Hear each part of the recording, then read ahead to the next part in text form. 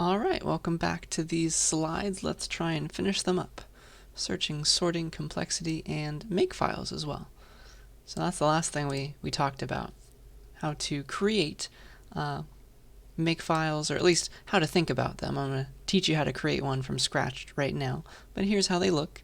They give you a bunch of little recipes for what you want made. So main.o requires this, and here's how you build it using that requirement. And you give a bunch of rules for all the things, and they might be talking about each other. So like prog, that rule requires main.o and foo.o, and if those don't exist, it'll go and find these rules and create them. And then once it has main.o and foo.o, the makefile language goes and compiles what you really wanted. Okay, so that's where we stopped last time. Let's finally create a makefile for that searching library that we've been building up. So let me bring that in to today's lecture. Let's see, how do I want to do that? I guess, so I need to copy the searching.cpp file here. I need to copy the searching.h file here. I need to copy the main.cpp file here. And those are all the implementation files. Okay, that was our searching library. And now I would like to make a makefile for that library. Okay, so let's make rules for making main.o and searching.o to compile those individual files by themselves. So to make a makefile, remember the name of it in the makefile language, I'm making a file called makefile. That is the name of the file I need to write. It's called makefile. Okay, hit enter. And now I'm in Vim, ready to start making it. So I want to make rules for main.o and searching.o. Here's how you do it. So main.o is my target. That's the thing that I want. And in order to make main.o, my ingredient, the thing I need first, is main.cpp. So it's going to look for that. Hopefully it's there, right? And then I press enter, tab over. Vim does that by default for me. I give the command line, the terminal command, to build main.o based on main.cpp. So using that ingredient, how do I go and I make main.o? I use the -c. Okay, so that's the rule for creating main.o. And we can do the same thing for searching.o. It requires searching.cpp, and we give -c. So that's how you build those files. And then we also, last time, I compiled them all together into something called main. We need to link together those two .o files. Okay, so let's make one last rule for that main executable file. And so its name is main, that's the thing I want. And it takes the two .o files. In order to build main, I need main.o first, and I need searching.o first. And then once I have those, I can use G++ to go and compile everything. So it'll take those .o files and compile them all together into a final executable file called main. Okay, so that is the final rule. And let me show you how to do stuff now. Now that we have that makefile, here it is, it's been made for us.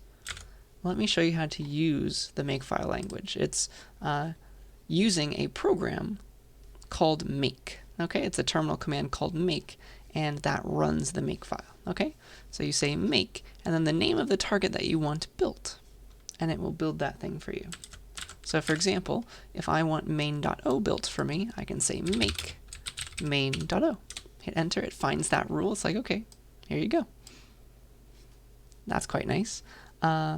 One other thing that's quite nice is if you just say make by itself, it'll run the first rule in the makefile. So let me remove. I just made main.o. Let me get rid of it now. Let's do just make. It also just runs the first rule to make main.o. Okay, so that's how you do it, and that is the idea. Okay, so we have all these recipes, and we give what we want. So for example, we had main.o. In make, the makefile language, you can have comments, and because this is a different language, they don't look like C++ comments. They're number signs. Okay, this is a comment.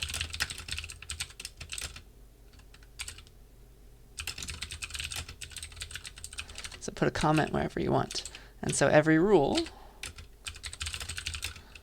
looks like target, colon, ingredients, dot, dot, dot, space separated. Then you tab over and give all those command line arguments. Terminal commands, multiple maybe, to make the target. Okay, so that is comments in the makefile language. And now the beauty of makefiles, let me remove main.o one last time. The beauty of makefiles is it'll make stuff for us if it's not there. So if I say make main, it noticed it does not yet have main.o. It does not yet have searching.o. I got rid of them all. I never even made searching.o yet. It ran those rules. It noticed it needed them in order to run this rule, and it built them first. You see how it went to those rules and ran those terminal commands? And then finally, it's like, okay, I have my .o files. I can finally build main using this rule. And what do you know? I have a runnable program called main. Isn't that nice? Another nice thing about makefiles is it only recompiles what's needed. It can see the changes. So let me change the main.cpp file a little bit. And I have made a change only to main.cpp, not to searching.cpp. If I say make main again, please remake this main program, make notices that. It only notices that it needs to recompile main.cpp into main.o. And then it can just link as usual with the old searching.o. Isn't that the greatest thing? So make a makefile once and it remembers exactly how to compile in the quickest way possible for you. Okay? That's going to save us a lot of trouble later, and so that's why I'm teaching it to you now. And usually, because make by itself runs the first rule, we like to put the most important rule at the top. So maybe main is what we really wanted up here.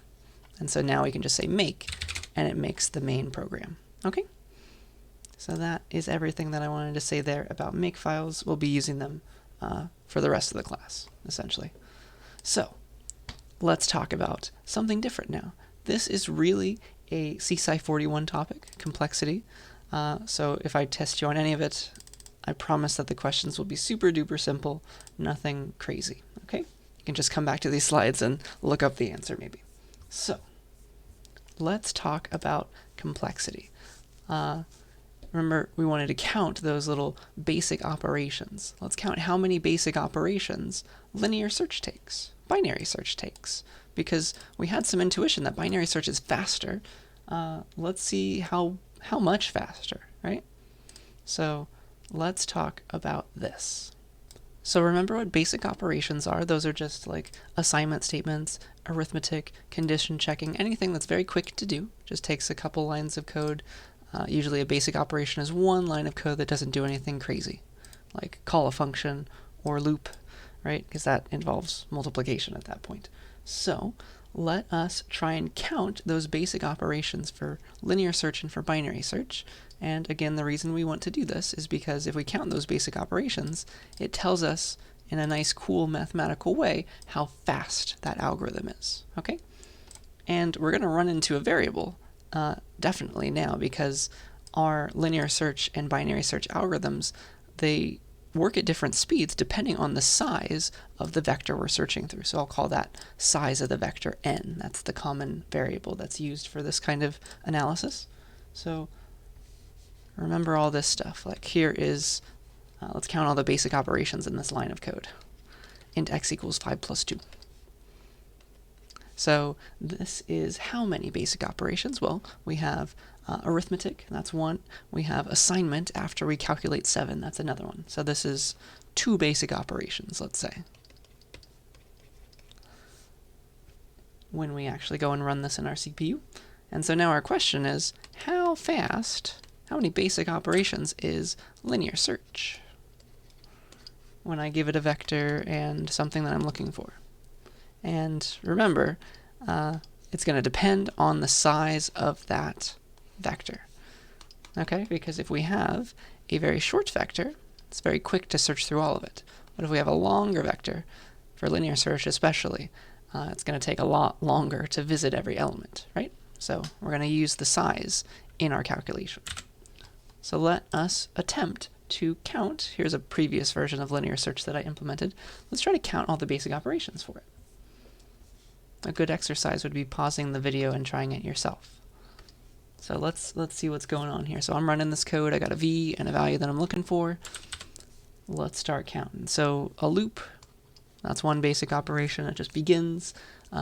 This line, this initialization, only runs once. And then inside of the loop, we are going to call v.size. Let's say that gives back the size of the vector. It's very quick to do. It's just one return statement. And then we compare that with I. That's another basic operation. After every loop, we do I++. That's another basic operation. Actually, two, right? Because it's really I equals I plus 1. That's an addition and an assignment. And then we have to go somewhere in the vector, compare it to something. Those are two more basic operations. Let's say returning a value takes a basic operation, and same for this one down here, returning a single value, another basic operation. So let's try to calculate like what all this means. Okay, so let's count all the basic operations. So we have the loop initialization. I'll write it cleaner. That's this right here. That int I equals 0. That is one basic operation. And then what do? Well, we kind of loop, right? Essentially, we loop how many times? We loop through the size of that vector, right? That is a number. Let's call it n. Let's say that v size is n. Okay, so we're going to do the following n times, essentially. How many operations? More or less. So we compare, should we still be in this loop? 1, 2, 3, 4, 5, 6 at most. So that's 6 basic operations at most inside that loop each time. We're looking for an upper bound. And then finally, we do I++ one more time in the worst case, just to remember that we didn't get there. So that's like one op, and then we return -1 when we didn't find it. Okay, so that's like another one op. I'll skip the comparison one last time. Hopefully that makes enough sense. So another 2-ish operations at the very end there. So this, in total then, is 6 times n plus 3. 3 plus 6n operations, let's say, ish. So that's how much time, how much work it takes to search through a vector of size n for a value. Okay, it's an upper bound. So let's get some more practice with this kind of counting and do the same thing for binary search, which, again, this is a previous version of binary search, but it's very similar to the one I've implemented for you. And let's try and count this stuff. So, okay, assignment, call to v.size, let's assume that's constant. That takes a single operation. We do some subtraction. We put some stuff in a variable. All that stuff needs to happen. And then each loop we have to compare. We're going to add, divide, assign, compare, go inside of the vector. This is just me kind of hand-waving all this stuff, but I think you can imagine here's a bunch of basic operations. I'm trying to count them really quickly. So that's a bunch inside of the loop. Okay, so that's, let's see, 1, 2, 3, 4, 5, 6, 7, 8, 9, 10, 11, I think. Let's see. I think. And then one last return at the end. That's another basic operation. And so this is kind of our analysis. At the very top of the program, we set up our variables. That's 4 basic operations. And then we loop. We have to figure out how long we loop for.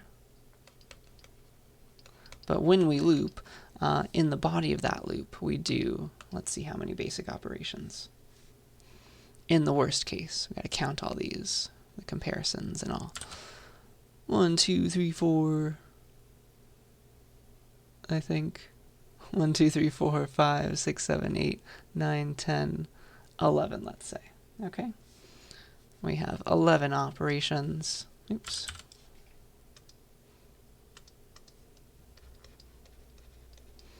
And we need to figure out how many times this loop, in the worst case, executes, by the way. We'll get to that. And then finally, at the end, we have one last operation, in the worst case, of returning. So again, I'm not going to test you on this kind of counting, but we're going to see something interesting right now. So the question is, at most, how many times does that while loop take to complete? How many times does it go through its loop, right? It is kind of always having its search space, right? It's always making a guess, like things in the middle, and depending on how it compares to what it's looking for, it like chops off half of its search space. Maybe it goes to the left, it goes to the right, it goes to the left. The question is, how many times can you have your search space and still have a search space to look through? Because that's what the while loop is dealing with. It's trying to, in its body, making sure that it still has a search space to look through. Only when it doesn't does it stop and return -1. Okay, so how many times can you have a search space divided by 2 and still have something left in it? The answer is log base 2 of n times. That's how many times this loop is going to iterate. Okay, and so with that we can bring together what we're trying to do here. So that would be, it looks like in total we're going to do 5 plus 11 log base 2 of n operations for searching through a vector of size n. So that's the kind of the worst case. Okay, so that's a very cool thing to notice. We have log base 2 here and just n itself here. And log base 2 grows a lot slower. Okay? So let's compare these algorithms now that we've come up with this. So let me show you why binary search is so much better. I claim that for n, as it gets large, for large n values, any expression that looks like this, any count of basic operations that looks like this with a log, ends up being a lot smaller than any expression that looks like this with just the number n. Okay, log base 2 of n grows a lot slower than n itself. So let's kind of graph these. And remember that r's were like, what was it, 11 here, and this was like 6? Something like that. So let's graph both of these together. And so the idea is, sure, 11 times log base 2 of n is bigger than 6 times n for small values of n, because 11's a larger number. So this is kind of what our linear search looks like as n gets large.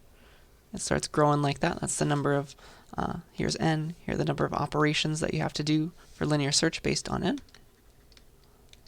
And let me graph how many operations you have to do for binary search based on how n grows. So it's a logarithm times some constant plus another constant. So it looks something like this. So maybe at the start, that's kind of how logarithms grow, right? Maybe at the start, this is binary search. Maybe at the beginning, binary search takes more operations. But as n gets large, and that's what we really care about, like when the vector we want to search through has 1,000,000 items in it, large n over here, at that point, binary search, like, it's no contest. It's winning out so much more than linear search could ever dream of. Okay? So binary search wins for large values of n, and that's what we really care about as computer scientists. So for size 1,000,000 vectors, binary search takes so much less time than linear search would. It would have been way up there, right? So that's why we always would prefer to do binary search if we can. Okay? Even if we had a horrible implementation of binary search and like the constant out in front here was 1,000,000, even then, like maybe this one was 1, still this expression with 1,000,000 out in front of log base 2 of n would eventually look like this if you zoomed out on the graph. It's crazy how this works, but logarithms really do grow a lot slower than just the number itself. Okay? So that's what I'm trying to say here. We'll go into this a lot more in depth in CSCI 41, but I just want to give you a flavor of it. And again, I promise I'm not going to test you on any of this, especially this slide about big O notation. This is definitely a 41 topic, but I want to teach you it now so that you've seen it before. So let me show you where we're going. So we would like to classify binary search and linear search as like one being better than the other. We'd like to put linear search into a bin of algorithms, like they all run like this with like a straight line kind of algorithm, and we want to put binary search into a bin of like, oh, this runs kind of logarithmically. Okay, so let me show you how we do that. We use the rules of big O notation. We take the highest order term and we drop all the rest. So we started with 6n plus 3. The higher order term is 6n. The plus 3 is a lot smaller than that, so the 6n wins. So we drop everybody else, so we're left with the 6n.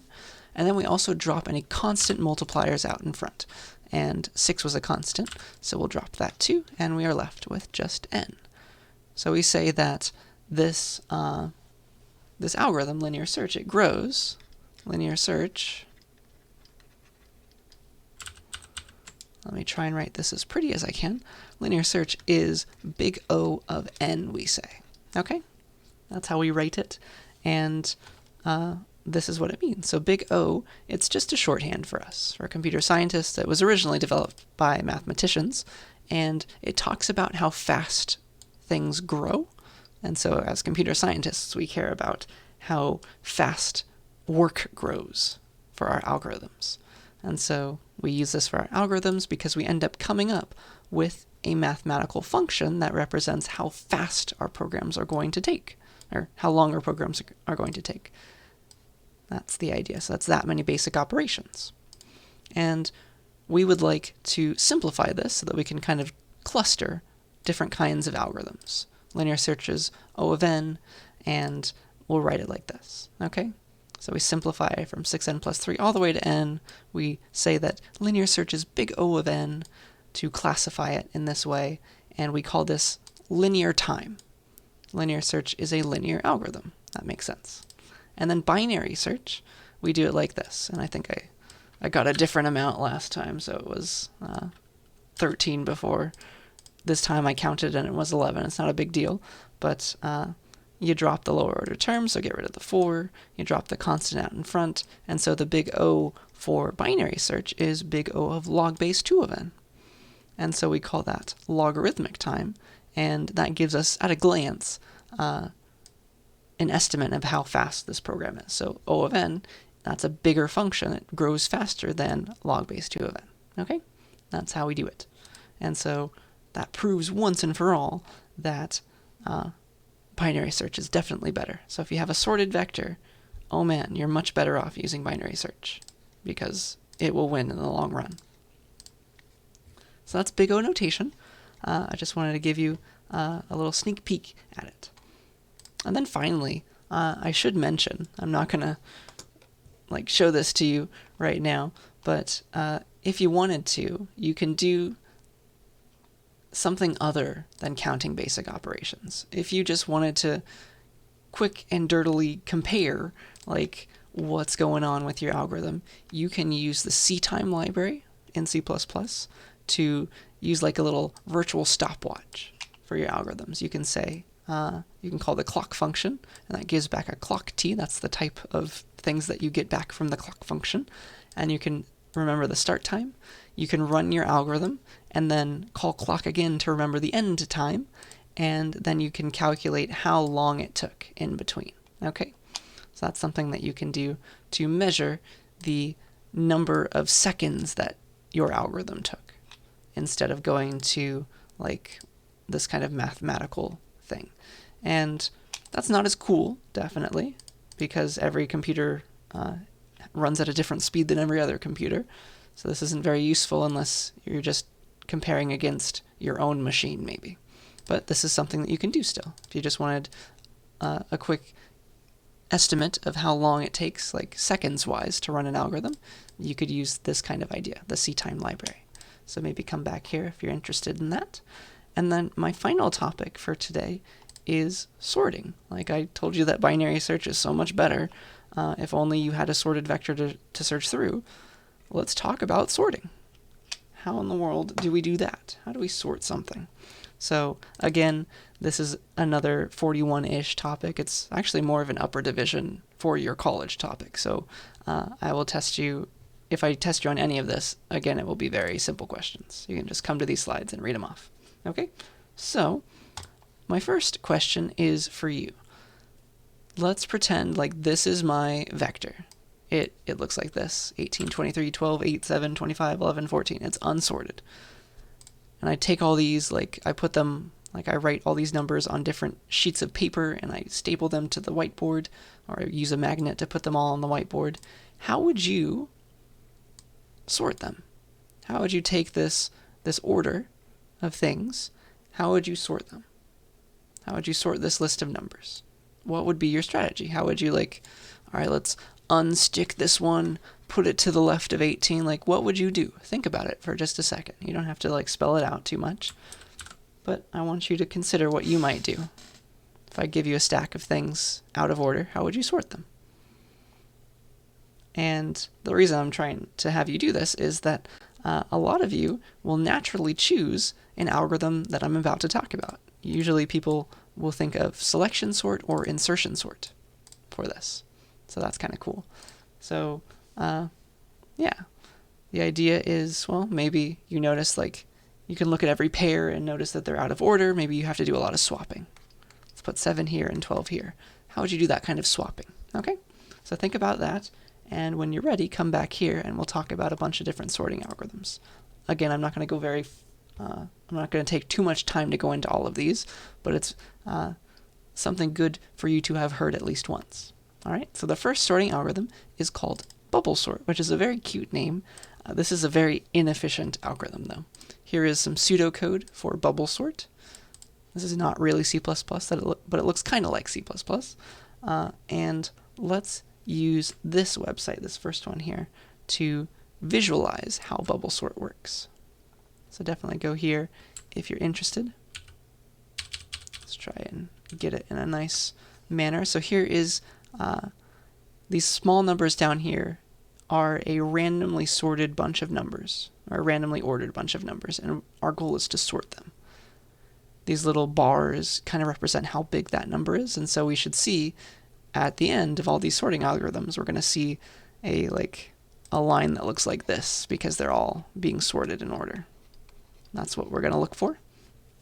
So let's talk about bubble sort. Let's see how it's going to do its thing. Bubble sort, it looks like this. It takes a bunch of numbers and the size of those numbers. Bubble sort is very inefficient. It sorts an array by swapping the elements that are right next to each other. So we'll talk about that, okay? But again, once it's done, like, it'll take a vector and it really will have put them all in order. So it will turn this into 3, 5, 6, 7, 8. But the question is, how does it do it? So let me show this to you.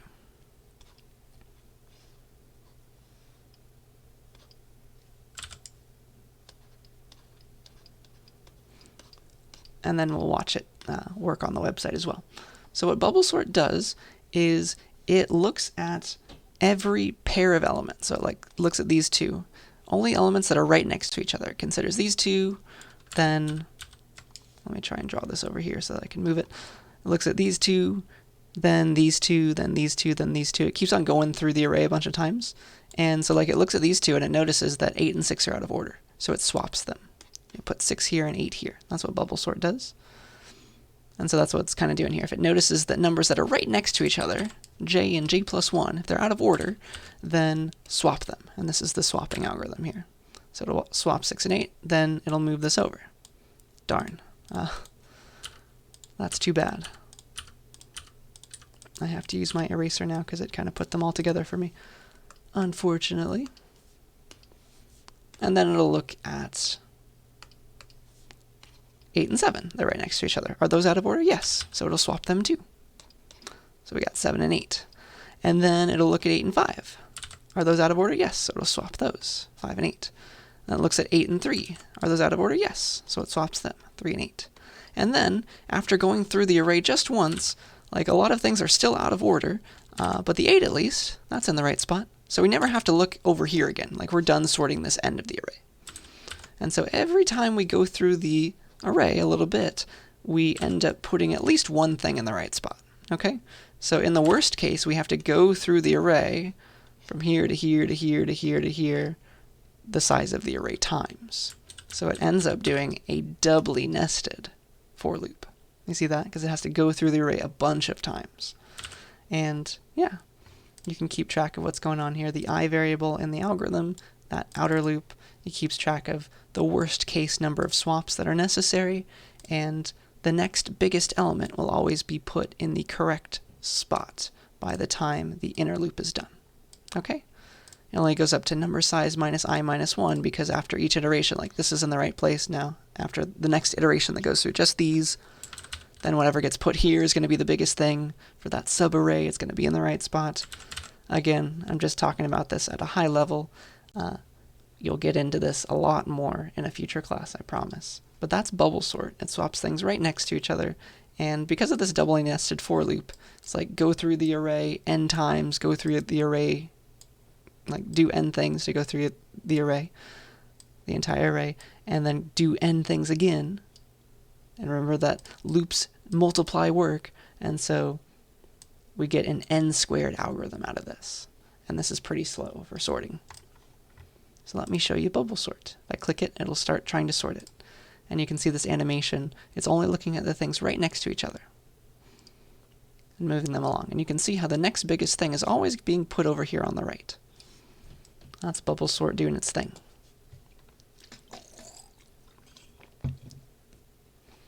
So it's going to take a while. You can see it keep going, keep going, keep going. I can't make it any faster even. But it's putting stuff in order.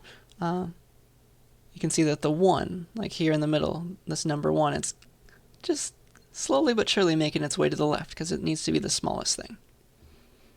But it's going to take some time. And so eventually it's putting all these things in the right spot. But you see how much work it's doing? That's kind of a bit of wasted work, just looking at things right next to each other. That's no fun.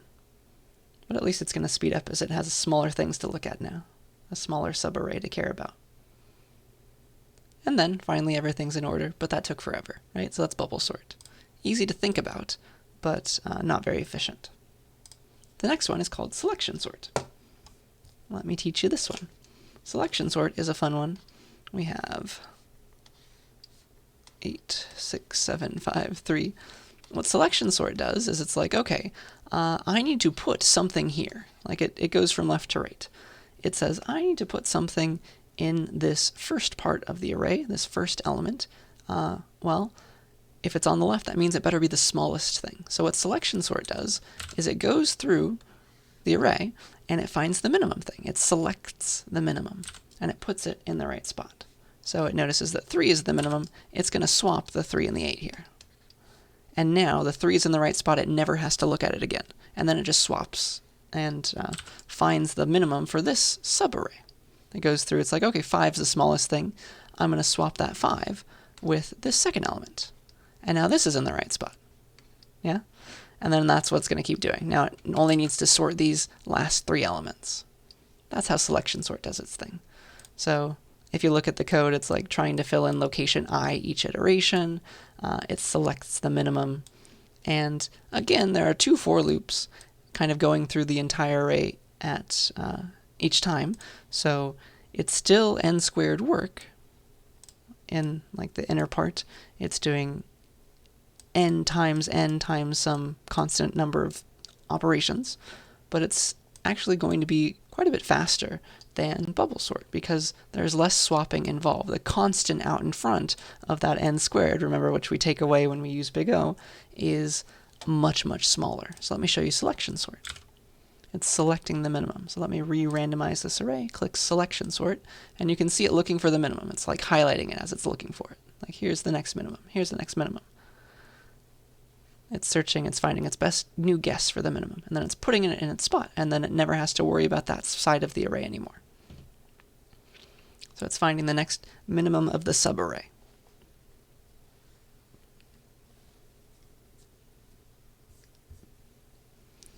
And you can already tell like it's almost even halfway done, and this was a lot faster than bubble sort. It's kind of working in the opposite order though. So it's selecting the minimum for that subarray that has not yet been sorted yet. That still needs to be considered. And so that selection sort, it's still n squared, but that constant out in front is much better this time. maybe the best n-squared algorithm, this one's still n-squared, is called insertion sort. It works a bit different to selection sort, but it is still quite similar. Still much, much better than bubble sort, though. So let me try and show you what insertion sort's doing, and please look at this code if you're interested. So what insertion sort does is it keeps track of a locally sorted subarray. So instead of being like, I need to put the perfect number right here, I need to sort this array precisely, I never want to come back to this element, what insertion sort does is it considers all the elements up to a certain point. I'm first going to consider all the elements only for index 0, starting at index 0 and stopping at index 0. And it's going to sort all of those. Okay, 8's already sorted. And then it will expand. It's like, okay, now let me add index 1 as well as index 0, and let me sort this smaller array. And so it'll move the 6 over. And so now this smaller size 2 array at the front is sorted, but the elements for the whole array are not in the right spot. We haven't even looked at the 3 yet. So that's kind of how insertion sort's working. And then it expands okay, let me try and sort the first 3 elements now. So I'm going to look at this 7 and put it in this sorted size 2 array where it needs to go.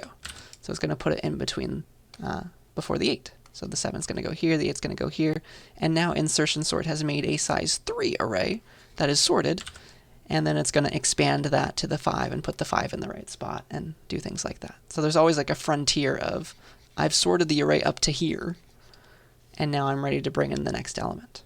So yeah, if insertion sort has sorted up to index 3, that means that the first 3 elements of the original array are now in sorted order, but not maybe in the final order that they need to be in for the entire array. I hope that makes enough sense. So yeah, it's not moving away values that didn't exist in that range of indices.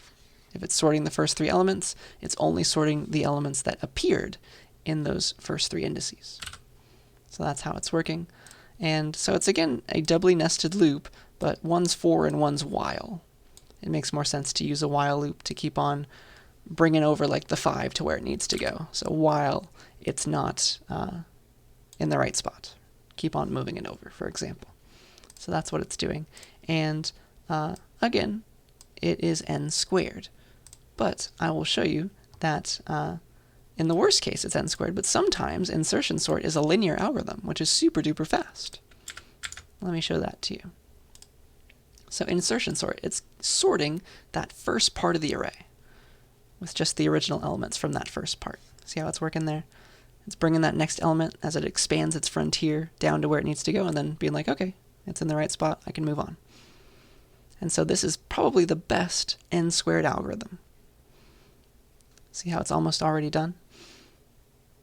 Just putting it where it needs to go, that next element, and then moving on. So I just want you to get an intuitive idea of how these sorting algorithms work.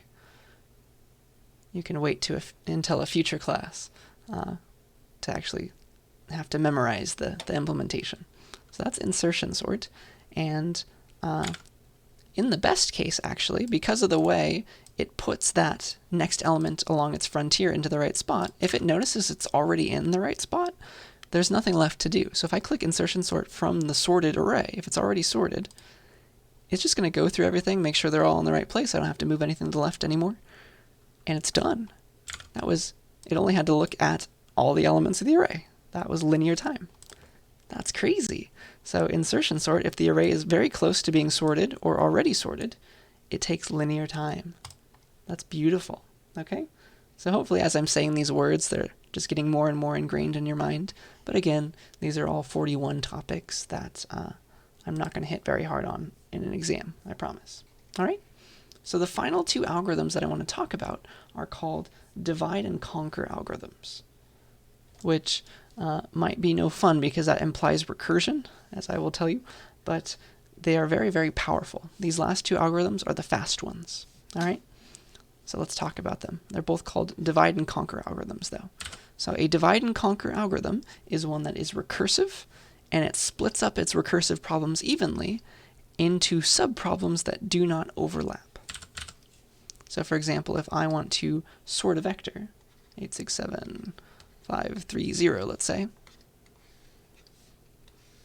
using a divide and conquer strategy, the idea is I split up the vector into two halves, and then I go and I recursively sort those halves, for example. That's one way to do it. So this will become 6, 7, 8 by the magic of recursion. This will become 0, 3, 5 by the magic of recursion. And then your job at the end is to bring them back together into the right order. Okay? So that is essentially what a divide and conquer algorithm is. And again, this will divide itself in half, and so on and so forth. So it keeps breaking down its problems into smaller subproblems until they are simple enough to be solved without any more recursion. So it's going to find a base case as usual, and you build up the solution to your divide and conquer algorithm from the results of those non-overlapping subproblems. So for example, I was sorting this half, and then it's very easy to take those two sorted halves and be like, okay, 0 and 6, yeah, let's bring the 0 in. Okay, 6 and 3, okay, let's bring the 3 in, to convert that to a final bigger sorted array. Not a big deal. So that is divide and conquer. The new bit is, along with recursive, you actually split them evenly, split up the problems evenly. And that gives us a very nice running time. Very nice complexity. Big O of something smaller than n squared, in fact. So that's divide and conquer. And so let me show you merge sort. That's the first divide and conquer algorithm. I'm definitely going to hand wave this one a lot more. I'm not even going to show you code because it's a bit complicated. But what merge sort does is it is divide and conquer. It's exactly this algorithm that I was saying here. What merge sort does is it starts with its vector that it needs to sort. It's not letting me highlight, and I'd really like to copy this. There we go. So that's what merge sort does. It starts with its vector that it wants to sort, and it splits them in half. And then it goes and it sorts recursively 6, 7, 8, just by the magic of recursion. And this sorts 5, 3, 0 into 0, 3, 5. And then merge sort has a helper function called merge that takes these smaller halves of the arrays that have been sorted and creates that final sorted array. So it brings them together into a final sorted array, and let me try and show you how that's going to work in a bit more detail. So it's like, okay, the final size of the array is going to be 6, so let's make an empty array of size 6 and start bringing them in. So it's going to look at, because it's in sorted order, it's like, okay, the smallest thing for each of these, let's start with 6 and 0 and see what needs to go here. Definitely the 0. Okay, we can move over to here. Let's consider 3 and 6 now. We'll take the 3. Okay, move over. Let's consider 5 and 6. Okay, we're going to take the 5. And then it's just this array left, so we'll take the 6, the 7, and the 8, and it is now completely sorted, which is quite nice. One unfortunate thing about merge sort, though, is you need a separate array to do this kind of merging. You can't do it in place, like with swapping, like swap this and then swap these, for example, because that ruins the order. Try to do this on your own if you'd like, but I'm not going to get too far into it. But you unfortunately need some extra space. You need double the space when you're doing merge sort. You need to make a copy, in the worst case, of your original array to merge every sorted thing back. Okay? But what you gain is running time. The running time of merge sort is n times log base 2 of n. So it took one of the n's in n squared and changed it to log base 2. And we know we love log base 2. It's much better than n itself. So this is the best. This is like the optimal way to sort. Okay? That's the best it's going to be. Can't do any better than that. So that is merge sort. You actually can't do this. You can't do any better than n log n for general purpose sorting algorithms. So this is, in some sense, the best algorithm ever. Okay, merge sort. And let me show this to you on the, let's see here, on this website. So let's click merge sort and let's watch it work. And you can see it's having that second copy of the array down here. It's sorting the left half, now merging them together. Sorting the right half recursively. Merging those things in the right half together. There it goes. And then it's merging together that left half sorted, that right half sorted, and copying it back into the original vector / array. And like that ended before I could explain it. That's the power of n times log base 2 of n. Much better than n squared. Okay? So that's merge sort in a nutshell. And finally, maybe the fastest algorithm is called quicksort. And so it was named appropriately. Let me try and teach you what quicksort does. It's another n log n algorithm, but the constant out in front is much better. Here's kind of what quicksort does. How do I want to do this? Let me do it in this order. So there is a vector slash array that I want to sort. And what quicksort does is, it is divide and conquer, but it divides up this array to sort in a weird way. What it does is it calls a helper function first called partition. And what partition does is it takes an element of the array randomly, and it calls that its pivot. It's a weird word. And then it works and tries and puts the pivot, like every element that is smaller than the pivot on the left side of the array, and everything that is bigger than the pivot on the right side of the array. So let's pretend that we use always the first element as our pivot. So let's say that 5 is our pivot element. And then what quicksort does is it takes the rest of the array and makes sure, like it starts a pointer here on the left and on the right, and it sees like, is this on the right side? I want everything smaller than 5 on the left and everything bigger than 5 on the right. So 8 and 4 are like in the wrong spots. Let's swap 4 and 8. And then it moves inwards. Okay, 7 and 0. Again, they're out of order. I want things smaller than 5 on the left, bigger than 5 on the right. So let's put 0 over here and 7 over here. And then we have 3 left, and kind of the pointers are both inwards. And so now we have successfully placed everything smaller than or equal to 5 on the left, and everything bigger than 5 on the right. And then finally, actually the last place you were, this last index where they converged, is actually the correct spot for 5 to appear in the vector, isn't it? So that does one last swap, 3, 5, and then it can recursively quicksort this left half and this right half. So this is an in-place sort, so it doesn't need a copy, which is better than merge sort already. And also, in general, this is faster. This is faster than merge sort. Okay? So, yeah. Here are some words that describe what I was trying to say. So it partitions with respect to some element. It puts that one element in the correct place in the array, and that creates some smaller unsorted subarrays to go and recursively quicksort. Does that make any sense at all? That's how it works. Again, you'll see this again later, and you will learn much more about it, but I just wanted to give you a little taste of it. And so that's quicksort. It's again n log n, and usually it is almost always n log n. Sometimes it's not, though. I should say that.